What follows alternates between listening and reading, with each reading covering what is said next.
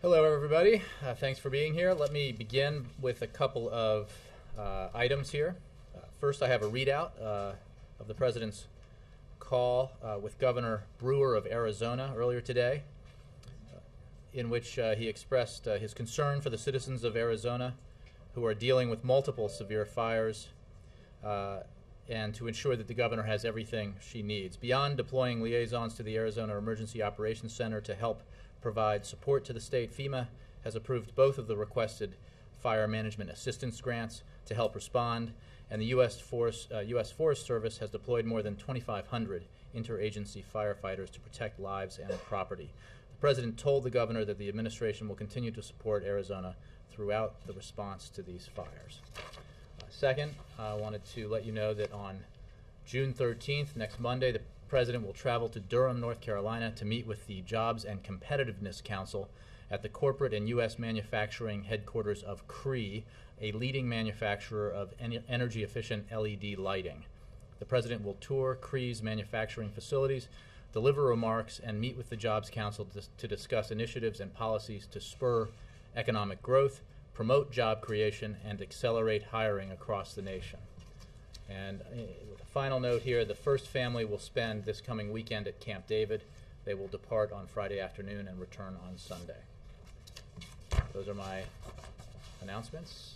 Darlene? Thank you. Jay, is the White House thinking about cutting the payroll taxes that businesses have to pay on wages to encourage hiring? Darlene, I saw that story. I think that, first of all, we need to step back and explain a few things, because there's been some, I think, conflating here and a little misunderstanding. As you know, we are not even 6 months into a year payroll tax cut for employees, which the President fought very hard for as part of the tax cut deal that he made with Congress in December. He, I believe, made a reference to that in the press conference he gave with Chancellor Merkel the other day. As for the story that you referenced, obviously there are a lot of ideas that get bandied about, both within the administration and outside. This is an idea that's been around for a long time, has been supported or has seen expressions of support from the business community, from conservative economists and others, but I don't have any policy announcement to make. Would you know if this issue has come up in the Biden talks? I don't believe it has, I think that, having said that, we have made clear from the start that the talks being led by the Vice President about our need to reduce our deficit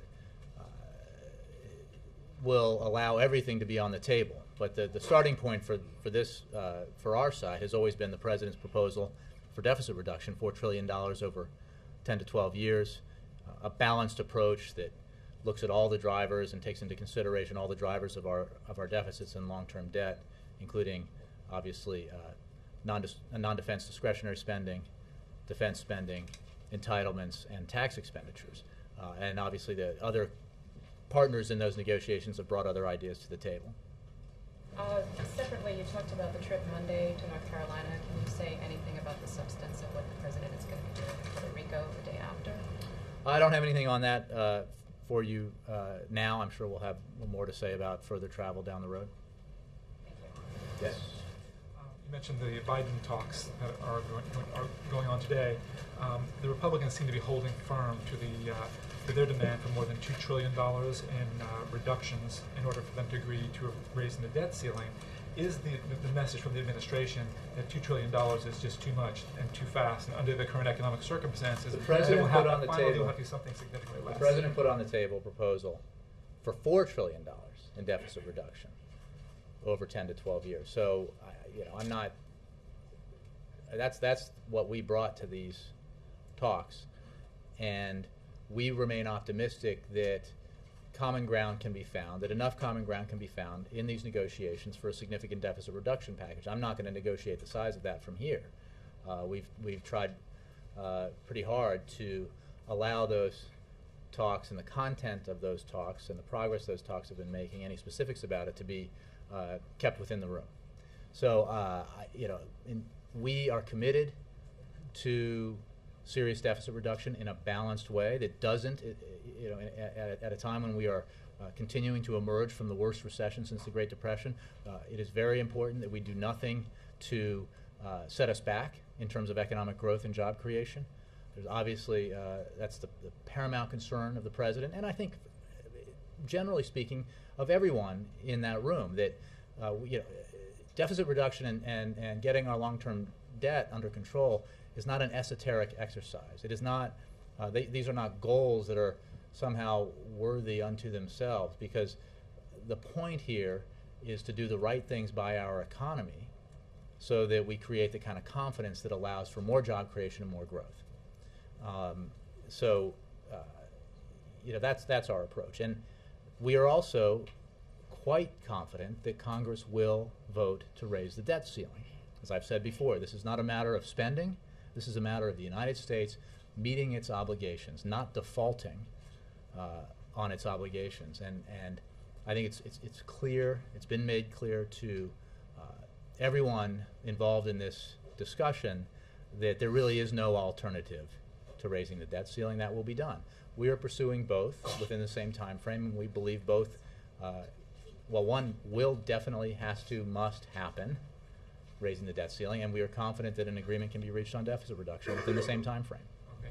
The Libya contact group has, at the meeting, has offered up some strong words of support for the Transitional National Council of the rebels, the opposition group. Is the U.S. any closer to granting diplomatic recognition to the Transitional Council? Well, we have worked quite closely with, as other partners have, with the Council. We believe that they have very positive intentions. They have said very important things about support for democratic reform. We support efforts at the international level through the United Nations to make Gaddafi regime assets available to the Council to help fund it. And obviously, you didn't raise this, but we also welcome the bipartisan legislation by Senators Johnson and Shelby that would allow us to provide critical humanitarian relief to the Libyan people by redistributing Gaddafi assets. So, in terms of recognition, our dealings with the Council are ongoing, but I have no announcements to make about that. Jake. The President said the other day that a big chunk of the objectives in Afghanistan had been achieved. That's a quote, big chunk. Can you explain what the big chunk is? Well, I think he explained. We have eliminated Osama bin Laden, who was the leader of al-Qaeda, leader of the organization and that attacked the United States. And we have had significant success more broadly against al-Qaeda Central in the Afghanistan-Pakistan region. And we have, which is the principal goal of the President's Afghanistan policy, and we have halted the momentum that the Taliban had prior to the implementation of the President's strategy. So we have made significant progress towards achieving the goals that the President laid out, which is disrupt, dismantle, ultimately defeat al-Qaeda, and stabilize Afghanistan so that Afghans can take over security of their own country and prevent Afghanistan from becoming a haven for al-Qaeda and its adherents in the future. So I think that's a pretty detailed explanation of what he said. The Kerry report, the Senate Foreign Relations Committee report that you said that the administration did, or the White House does not agree with all of its conclusions. One of the conclusions was that stabilization projects in Afghanistan do not always lead to stabilization. Mm-hmm. Do you disagree with that conclusion? Well, I think that's a pretty broad statement. If you're asking, do we agree that every program pursued in our civilian assistance efforts since the conflict began in late 2001 has worked? We certainly share the assessment that that has not been the case, but we think that the policy we have in place now and that we've been implementing for the past year and a half is having success, making progress. We have no illusions about how difficult it is and remains in Afghanistan. The challenges that Afghanistan faces as a country remain significant, but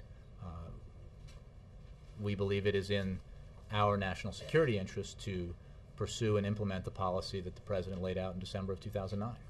I guess there just seems to be a contradiction between every report I've read on progress in Afghanistan, including the White House's own AFPAC review, the declassified version that you share, and the idea that a big chunk of the objectives have been achieved in Afghanistan. You list a number of counterterrorism objectives that I'm not going to dispute, but in terms of counterinsurgency, which has been a key part of the mission, those appear to be flailing hopelessly. Well, I think we would disagree with that. We have acknowledged that that it's a challenge, but we've also said, we here at the White House and certainly our military commanders and civilian leaders in Afghanistan, that there has been progress in the effort to stabilize Afghanistan. Are we there? Fragile, I think, was the word that was used. And reversible. I'm quoting you're quoting our report, and obviously we stand by that and agree with that. But that's but to say that we haven't reached all of our goals does not mean we haven't made progress towards them, because we believe we have. All right, lastly, could you explain why Michael Leiter is departing and what the ramifications are? Well, I would point out that he has been in that position through 2 administrations for 4 years, which is a significant period of time. He's offered tremendous service to both administrations and to his country, and I think we put out a statement about his departure, and we appreciate his service very much. So it's entirely his own decision? Yes, absolutely. Yes. Jay, the President's meeting today with President Bongo, how did he get the meeting? Did he do the asking, or was he invited by the White House? I'd have to check with you. Maybe I can get back to you on that. I mean, I think we discussed this yesterday about why this meeting is important to have for the President. And I know you did talk about it yesterday, but just, considering the context of this, a very poor nation, this is a family, you're familiar with their background, accused of corruption and using oil riches to finance a very lavish lifestyle. Considering that, why is the President comfortable meeting with it? Look, I think that it's a little naive to believe that the President of the United States should not meet with leaders who don't meet all the standards that we would have for perfect governance, okay? This is an important relationship. Gabon has made some very significant and courageous votes in the United Nations in support of objectives that the United States has, including dealing with Iran and Libya and Cote d'Ivoire, including with issues that have to do with human rights. President Bongo has made a number of reforms in Gabon, and Gabon is playing an increasingly important role, as I said, in as a regional and global leader. This year's Human Rights Report tracks improvements in Gabon, and we will continue to push, as an administration and the President himself, for further progress on these issues. So I just think, given the role that Gabon has played, given the fact that it's now holding the presidency of the United States Security Council, it is in the U.S. interest for the President to have this meeting. Why the Oval Office? That's very Because that's much the President's office. And why only stills? A lot of times in the past we've been able to go in and perhaps ask. It gives the impression you don't get to ask a question and get it on the record and get it on TV. You know that this is how we do this differs depending on a visitor. This is not the first time we've had a visitor where it's stills only. Sometimes we have a full pool. Sometimes we have statements. Sometimes we have questions. So there's no mystery here or objective here besides the tightness of the President's schedule. And if I can ask also just a healthcare question. A new poll out today, CNN Opinion Research Corporation poll, that shows most Americans continue to oppose the individual mandate, 54% of them, as well as 57% of independents. How do you effectively implement a program that so many Americans are opposed to? Well, look, there's no question, as we said before, that there was a lot of many millions of dollars spent to vilify the health care reform, the Affordable Care Act, and we are continuing to implement it. We believe that the benefits of the Affordable Care Act are already being felt in terms of protecting people with pre-existing conditions and allowing them to maintain their insurance, allowing younger people to stay on their parents' insurance up to the age of 26. And we are proceeding with implementation. We believe, as outside analysts believe, that it will expand significantly insurance in this country, access to insurance, and will also reduce costs significantly. So we're proceeding apace. When do you think the numbers will change then in your favor? Do you think Well, look, I think the issue is about implementing a reform that will expand insurance, expand our private insurance system, first of all. The individual responsibility provision in this is necessary in order to allow those with pre-existing conditions to stay and keep insurance. We believe that the benefits are significant, and that as the implementation proceeds, more and more Americans will recognize that, and so that's why we continue to implement it. Yep. Hi, Jay. Thank you. Front page of the New York Times today had probably the most thorough analysis yet of Saudi Arabia basically pouring money into the economy to keep people just content enough, fat and happy enough that they're not out in the streets protesting. Does the president object to a country that has enough money basically using money to keep people from protesting in a country that has very little in the way of political rights, especially for women? Is he content that they're pouring money into it instead of doing something about the lack of political rights? I mean, if you're asking me, I'm not sure what the question is. That this is a sovereign country, and they investing in the money they have in ways that they have. But are poor and have no political rights. They're protesting. The president has made clear his support for political reform throughout the region, in every country. And he makes that clear in his discussions with leaders of Saudi Arabia as well as with leaders of other countries in the region. What does he tell them? And now there's been a fatwa issued in Saudi Arabia by a top official, Well, a top I'm not religious aware- I'm official not a- saying, it's front page of the New York Times, Jay, I mean, I'm sure you read it. Fatwa was issued saying that street protests are contrary to Islam. Well, we obviously believe that in every country in the region and every country around the world, that civilian, civil, nonviolent protest ought to be allowed, and that violence should never be. And we condemn the use of violence against civilian protesters. So if they use money to avoid those protests, then the denial of political rights is okay? I'm not even sure what your question is. The people of the countries in the region express themselves by going to the streets, and if they feel passionately about their demand for greater freedom and greater rights, they will demonstrate accordingly. And if you can buy them off from doing that, that's okay? I'm not, Chip. I don't know what you want me to say here. I think that we support the human rights of everyone in the region. We support the political liberalization and reform of every country in the region where it needs to take place, and we've made that clear. On the budget negotiations, and forgive me if you went over this yesterday, but does the economic slowdown, at least as indicated by the May figures, does that strengthen the position of the White House negotiators in arguing for some spending and against the kind of deep budget cuts that the Republicans want? Well, first, make 2 points on that. The president supports significant deficit reduction, $4 trillion over 10 to 12 years. So there is no debate about the need to do that. So, point one. Point two, we have made.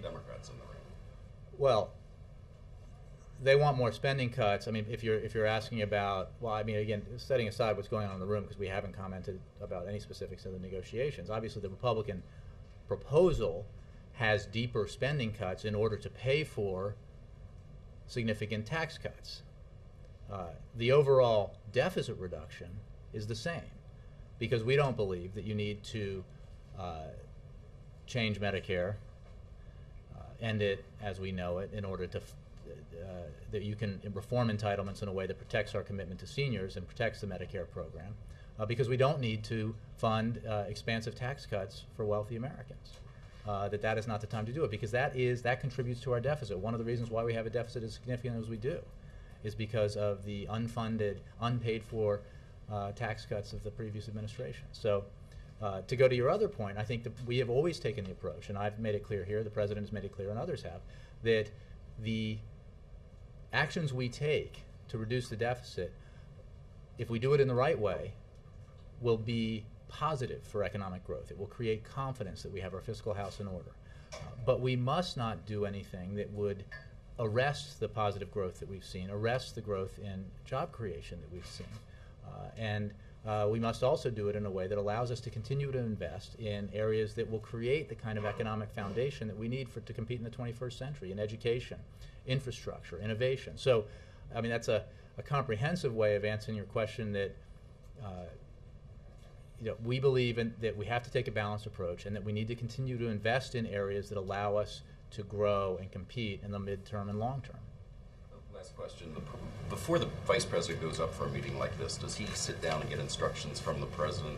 And do they communicate by phone or indirectly while the meeting's going on, during breaks? He is heavily involved because these are the negotiations that he established, he called for. He appointed his Vice President to the second highest elected official in the land. Before and during the meeting? He talks to him regularly. I'm not sure of any conversations they've had during the meeting. I can imagine that might happen, but I'm not aware of any that have in previous meetings. But as you know well, the President and the Vice President are in meetings together all the time. They have their private lunches every week. They consult regularly, and then we have meetings here involving the Vice President and the economic team specifically on our budget and fiscal issues. So that he is speaking regularly with the Vice President about the progress of the talks, regularly with other members of his economic team who are involved in the talks, and his engagement is consistent and constant. Yeah, we had another disappointing report today on filings for unemployment. Higher food prices also suggest the economy is significantly slowing this year, and it may not be the blip that the President suggested it was last week. How confident I don't are remember you? the President suggesting it was a blip, Wendell. One of the Detroit He said blip. stations, he called it the current slowdown a blip. Now this week he said he wasn't sure how long it might last. I need to know how confident you guys are that the past couple of months' figures are an aberration. Growth will pick up. First of all, I think we've made clear, and the President has made clear, that we do not look at this, and I don't remember you guys asking us if Happy Days were here again after we had 3 straight months of highly significant private sector job growth that totaled 750,000 jobs in 3 months, and you didn't hear us claiming that because we take a long view around here. We believe the overall trend has been very positive. 15 straight months of private sector job growth, 2.1 million jobs, more than double the net job creation of the previous 10 years, I believe. So, obviously we don't have a crystal ball here, but if you look at outside economic analysts, most still believe we will have steady economic growth in the second half of this year. We certainly we share that general belief, and we were working every day to ensure that it is true by pursuing the kinds of policies that we've talked about, not just the ones that have been implemented, including the payroll tax cut and others, but the President's insistence on making permanent, for example, the research and development tax credit, making permanent and expanding that tax credit to create more jobs, and other measures he's taken to continue the kind of economic growth that we've seen. On your long-term view, Time Magazine has an article entitled "Don't Hold Your Breath," suggesting that the recession may have caused a structural change in the economy that will significantly affect a generation looking for jobs right now. How confident are you that that's not the case? Well, again, we have in place an economic series of economic measures that we believe have directly brought about the emergence from the worst recession since the Great Depression. Remember the state we were in, this country was in economically when the President took the oath of office. And an economic plan that is built with a long view towards being highly competitive and towards growth and job creation in the 21st century. That's why the President continues to push very hard for clean energy investment, because those kinds of jobs, I mean, clean energy investment is so key for two reasons. One, this is an industry of the future that will create high-paying jobs in the United States that will stay here, and it will allow us to be more energy independent in the future, and insulate us from some of the kinds of energy price shocks that we've been experiencing in the last several months. So this is a very long view towards American competitiveness in the 21st century. The President's going to North Carolina on Monday to visit a facility that creates energy-efficient LED lighting in the United States, and that is one of those areas of the economy that we believe will help fuel economic growth in this country and create jobs. And that's part of his economic vision. On a separate issue, the drone strike in Yemen, where does Yemen fit into this country's counterterrorism effort? Well, it's a very important part of our counterterrorism effort. We've made clear, we have not in any way been secretive about it. Al-Qaeda in the Arabian Peninsula is an important threat to the United States and to our interests around the world. And we have worked very closely with the Yemeni government to go after Al-Qaeda because of the threat that it represents. It's a serious issue. Jay, you say your long-term view is positive of the economy. Wendell cited some recent statistics that would sort of cast a cloud over that view. You say that many economists forecast growth for the coming quarters and the coming foreseeable future, but they're also downgrading or reducing their forecasts for growth in GDP. And you say that ideas are being bandied about, as well, including that payroll tax cut for employers, and other ideas are being bandied about. Don't you risk appear being too sanguine about the economy? Are there arrows left in your policy? Look, we are not remotely sanguine about the economy. This recession caused 8 million jobs to be lost. We have emerged and we have created more than 2.1 million. But we are still in a hole that we need to continue to dig out of, caused by this recession. That's why this president wakes up every morning thinking about what he can do to continue economic growth and expand it and to continue job creation in this country. But I don't want to leave the impression at all that we're sanguine. I was citing outside statistics that suggest that growth will continue this year and that job creation will continue. But we take nothing for granted. That's why the president is pursuing the deficit reduction budget talks so aggressively, why he says that it's important to reach compromise and find common ground to get that done, because that can be a very positive development if we reach an agreement for our economy, if it's done right, and why he has proposed other measures, including some of the ones that I talked about in terms of creating clean energy jobs by making the research and development tax credit permanent and expanding it. Providing tax credits for electric vehicles, increasing exports through our free trade agreements with Panama, South Korea, and Colombia that will support tens of thousands of jobs in this country.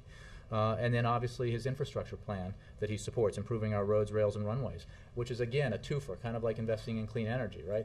That if you invest in infrastructure, that in and of itself is a job creator in the near term.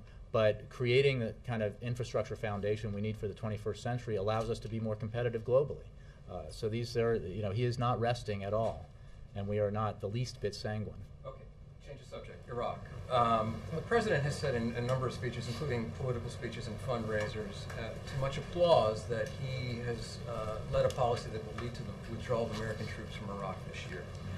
Today, his nominee to be the Secretary of Defense says that he has, quote, every confidence that Iraq will, in fact, ask for troops to stay there. Does this perhaps cast doubt on the president's plan and the efficacy of the Iraqi government to take care of its own citizens without the help of American combat troops? Well, first, let me clarify what the president has said in the past. The president said he would end the war responsibly in Iraq, and he would end our combat mission. That happened last August. We ended our combat mission. Since the president came into office, we have withdrawn over 100,000 U.S. troops from Iraq. And in accordance with the status of forces agreements, the SOFA that we have with the Iraqi government, signed by the previous administration, we will withdraw all of our troops from Iraq by the end of this year. We are on track to do that. We have also said, because we want an enduring relationship, and we will have an enduring relationship with Iraq and commitment to Iraq, that if the Iraqi government it comes to us with a proposal for some sort of continued presence of some amount of American troops in Iraq, we would certainly consider it. But that has not happened, and we are on track to withdraw our forces by the end of the year. Obviously, if they come to us, and we consult with the Iraqi government all the time, we will consider that. But we have made no decision to maintain U.S. forces in Iraq. We have always said that of course, we would consider it. I mean, it depends on what the conversations are like and what the proposals are like. But let's be clear. The combat mission ended in Iraq last summer. We have not been in the lead in any kind of combat role for even longer than that in Iraq. And we have withdrawn over 100,000 U.S. forces since the president came into office. And I think he's been enormously clear about that. We have also been clear that we need to, and we will continue, a significant relationship with Iraq as a partner in the region, and that will largely be civilian. We have a large presence, civilian presence there already, and we, I think, announced opening some consulates there. You know, we have an important relationship with Iraq. As for our military presence, which again is drawing down significantly and has drawn down significantly, we have said now for a long time that we would consider a request by the Iraqi government for some sort of continued presence beyond the agreed departure date of December 31st. How can you take credit? Well, I didn't say that was likely at all. I said that we would consider it. Well, the director did, soon-to-be secretary, said he had every confidence that that request was coming. Well, we'll see. And we'll see what the request is, and obviously we'll consider it if it comes. But as of now, we have not received that request, and we are fulfilling our obligations according to the agreement signed with the Iraqi government to withdraw our forces by the end of the year. Yeah. Earlier this week, the Washington Post ran a profile of Treasury Secretary Tim Geithner and focused on his interactions with the president and the president's political team. I'm wondering if you found that that article was accurate. Geez, that was an awfully long article. I don't know what, Besides having great respect and admiration and fondness for our Treasury Secretary, I'm not sure. You have to be more specific. Okay, it's a good read. It was. I read it, but what do you mean? What are you asking exactly? Specifically, it depicts the Treasury Secretary as being much more aggressive on deficit cutting in terms of the timetable than the president's political team, and it depicts the president as always deferring to the political team over his economic team. Having clarified, which I appreciate, I will respond this way. One, the internal recommendations that are made to the president are not things that I will discuss here. Two, the president sets the policy of this administration. Three, the president is extremely committed to deficit reduction, and I think that has been proven again and again, most recently by the continuing resolution negotiation that averted a government shutdown earlier this year with Republicans that cut the deficit significantly in this fiscal year, by the Affordable Care Act, which is a long-term deficit reducer of substantial size, and by the plan that he outlined at George Washington University, which commits him to $4 trillion in deficit reduction over 10 to 12 years. So I don't think the president could be any more clear about his commitment to responsible deficit reduction as part of an overall economic approach that grows the economy and creates jobs. And secondly, just a clarification, when you talk about the president's long-term vision for the economy and industries that in the future will create jobs, I mean, what kind of message does that take to the kids getting out of college today that can't find any jobs anywhere? I mean, do they wait? Are they supposed to be patient and wait for this? No, we are doing everything we can today to help this economy grow, to spur private sector investment and hiring. I'm sure you're aware of the fact that the president has cut taxes for small businesses 17 times since he took office. Why? Because because small businesses are the engine of economic growth in this country, and they're the place where most Americans will find work as small businesses expand. So the fact that he has a long vision about where this country needs to go economically and how we should position ourselves for the 21st century, I think is a commendable thing. He is also very focused on the short term, as he was when he came into office and encountered the largest deficits we've ever seen and the worst recession we've seen since the 1930s, where he took immediate action to deal with an immediate problem. Yes, Mark. Jay, if Gabon was not president of the UN Security Council, would the president be meeting with President Bongo today? Look, that's a hypothetical. I don't know. The fact is, I think I've made clear that we understand concerns about corruption. We believe that President Bongo has made, a number of steps towards positive reforms in that country, which we support. Human Rights Report tracks improvements in Gabon, which we also think are a good thing. And they have been a strong partner on human rights issues at the UN Security Council and Human Rights Council, particularly on Cote d'Ivoire and Libya. So for those reasons, including the one that you mentioned, this meeting was worth having. All right, and you said it's no mystery why some meetings are open, some are not. It actually is a mystery to me. No, I guess what I meant was that there is, I probably reversed my language there, is that different meetings, it's usually driven by how much time the president has in his schedule. And when it's extremely tight, we do less. And when we have more time, we do more. But he's meeting in the Oval Office. There's going to be a photograph. There's a pool spray. So in that sense, there is no mystery here about this meeting. Yes. Who gets to pick the fourth on the foursome on the golf? Is that Boehner, the Are president? you available? I'm a lousy golfer now. I'm available. I mean, Well, protocol we question. could probably have a lottery. I believe that if the vice president's playing with the president, then the speaker will pick the fourth. And then today the report's due, the Jeff Zients report on reorganization. Has the president seen the report? I don't have any updates on that. Obviously, there's a lot of work happening in that arena, but I don't have any updates in terms of the president's decision-making process on that. Anything in terms of the timeline on?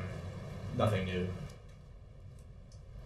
Thanks, Jay. I know that no decision has been made on the troop drawdown from Afghanistan yet, but the president and today Panetta said it will be significant. Gates just said it will be modest. Where's the overlap between those two descriptions? Significantly modest or modestly significant, perhaps? Help us understand. This is the president's decision. And I think it's important, again, to step back and look at the fact that the president has been leading monthly meetings on his AFPAC policy in the Situation Room with all his national security principals, commanders out in the field since December of 2009. So this is not, while he will announce soon, as he said, his decision about the pace and slope, size, pace, slope of the drawdown that begins in July 2011 as prescribed in his policy. This is not something he's suddenly turning to now. He has been engaged and focused on this for on a regular basis and has meetings, monthly meetings that he chairs in the Situation Room, weekly meetings with Secretary Gates and Secretary Clinton, regular meetings with obviously other national security principals and national security staff. So he has not made a decision. When he does, he will announce it. Principals are going to talk about it in what seem to be flatly contradictory terms. What are the American people to take away from that? I think the American people will take away from the president's decision the fact that he says what he will do and he does what he says he'll do. And that is, back in December of 2009, as part of the policy and approach and strategy that he laid out for Afghanistan, he said that we would, after ramping up our troop presence in Afghanistan, adding another 30,000 troops, in addition to the troops he had added before, that we would begin a transition and we would begin to draw down our troops. And that the size and pace of the drawdown would depend on conditions on the ground. We are now at that point, but this is a milestone in the implementation of a policy that's been in place since December of 2009. And I think what Americans will take away from the announcement is the policy is on track. The President is doing what he said he would do. He has very clear objectives in Afghanistan and in the AfPak region, which is to disrupt, dismantle, and ultimately defeat al-Qaeda, to halt the Taliban's momentum in order to stabilize Afghanistan so that it does not again become a haven for al-Qaeda. And there has been great progress towards those objectives.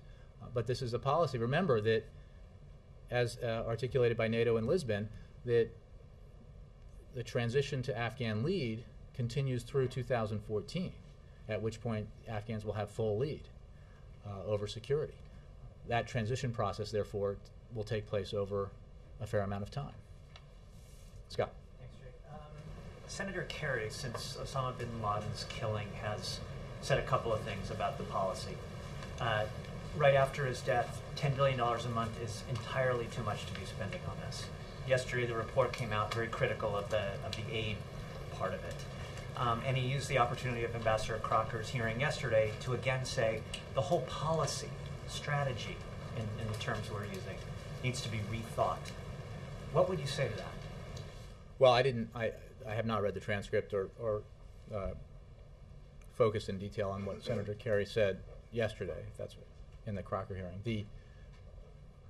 The President obviously is very mindful of how we use our resources and setting priorities for how we use our resources. The President made very clear when he announced his strategy in Afghanistan in December of 2009 what the objectives were, what they were not, and his time frame for surging troops and beginning to draw down troops, and the benchmarks for that needed to be met as we transferred security lead over to the Afghans bit by bit.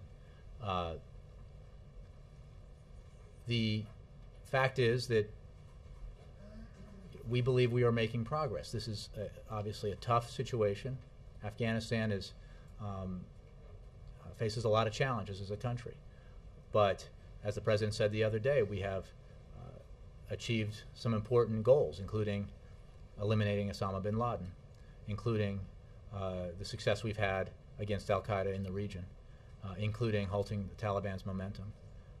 And so he will, when he announces the decision he makes in terms of the drawdown, I'm sure he will also put it in the context of the implementation of the strategy he put in place in December 2009.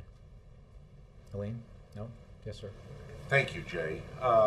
Many of the Republican House members who met with the President here on June the 1st came out with glowing comments about the meeting, and there were two questions I had about it based on my conversations with the lawmakers. One, did the President, in his exchange with Congressman Ryan, offer the administration's own plan on Medicare reform, and does it have a plan?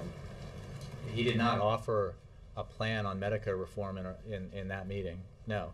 I think we've made clear what the President's plan on Medicare reform is. It's part of his proposal for his 10 to 12 year budget deficit reduction plan over $4 trillion. So we have, there are reforms to entitlements, including Medicare, in the Affordable Care Act.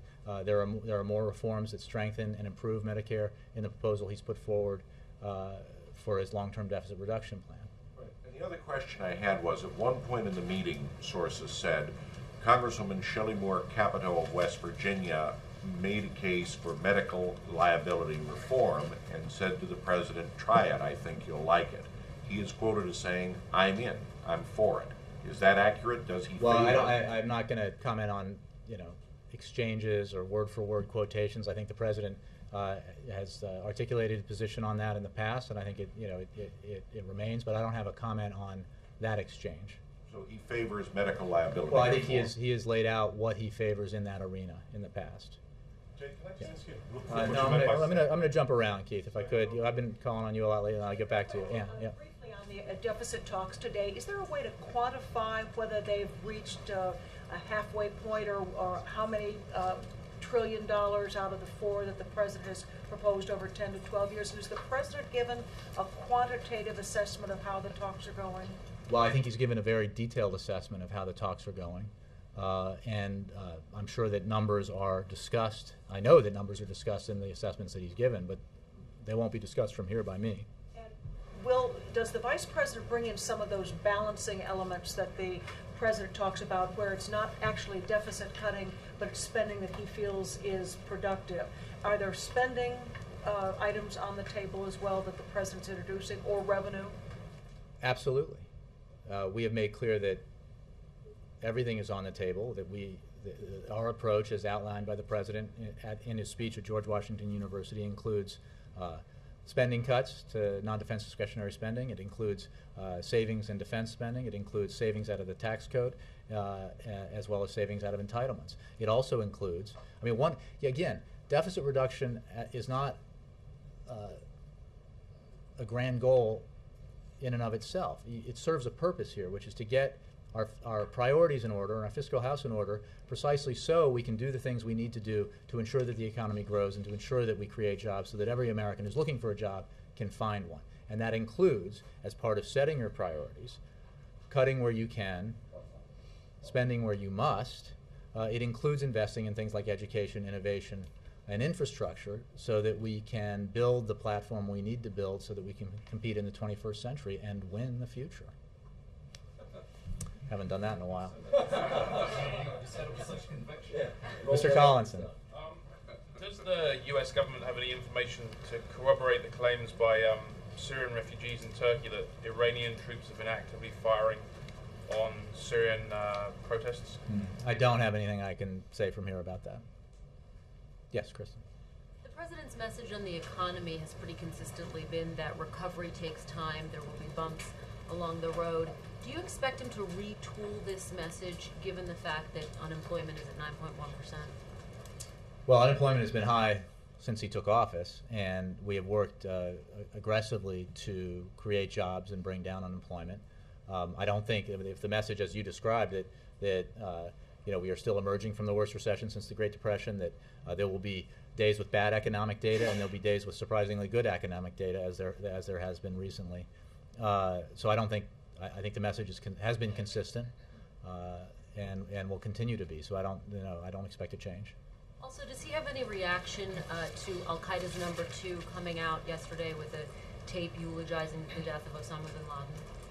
I haven't discussed that with him, but I think it is a reminder that while we successfully eliminated Osama bin Laden, the Al Qaeda threat continues, and we take that very seriously, and obviously remain highly vigilant in our efforts to combat terrorism and terrorists around the globe.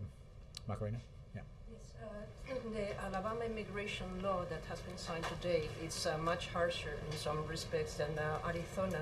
What's the position of the administration towards it, and is it planning to challenge it the same way that it did to Arizona? I don't have anything in terms of legal action. I'm not aware of that at all. I would simply say that it's, our approach is clear. The President made it clear when he gave a speech at the border not that long ago about the need for comprehensive immigration reform, and we continue to pursue that and believe that a bipartisan consensus can be found to achieve that comprehensive reform. Yeah. Jay, yesterday at the community college, the President's remarks, there wasn't anything in there about joining forces, and I haven't heard him say much about that. He's been the skills for America's future has been really prominent, but joining forces has kind of fallen a little bit. I didn't know if those two initiatives are separated somewhat, or if the White House will use them as one initiative. How is that being viewed, especially in light of the drawdown? I think we pursue both initiatives. I think he was highlighting specifically the program that allows bringing together manufacturers and those who are getting training through community colleges yesterday. So I think we're pursuing both and think both are very important. Is there going to be a focus on the modestly significant number of people coming back in July? Well, look, we have, as we discussed earlier, we have troops returning from Iraq regularly and have. We obviously will begin to have troops returning from Afghanistan. Troops, rotate out all the time, even when we're maintaining overall troop levels in different arenas. So this is a an important focus of this administration. We are now in our 10th year of these endeavors, these wars overseas, and an enormous number of Americans have served overseas, and as veterans deserve our support. And this administration is very focused and very committed to that. Thank you. Yes, sir. Last one. One of the lead CAPDs coming out of the UAE is that Secretary Clinton said Gaddafi associates supporting this are reaching out to negotiate a possible transition for Gaddafi. Is there in fact something going on now? We've heard a lot from Secretary Clinton before on these aspects, and some from you as well. I mean, what are we to make of this? What I think you should make of it is that it is more evidence of the fact that the policies that we have pursued unilaterally, the policies we have pursued with our partners, are having the desired effect, which is putting a squeeze on the Gaddafi regime, making it clear to those around him that their days are numbered, that they are making a very fateful choice if they stay with Gaddafi, because they will not control Libya in the future.